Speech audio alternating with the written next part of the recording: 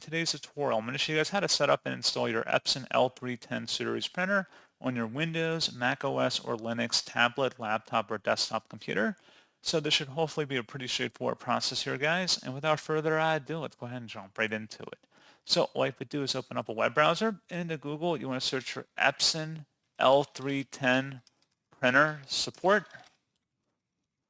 Best result should come back with an Epson L310 support page, or one of the best results. Go ahead and open that up. And then you want to select your operating system from the drop-down menu, and then select Go. And then scrolling down, expand the driver section, and select the print driver on the page. And then once it's downloaded to your device, just go ahead and open up that file to run it.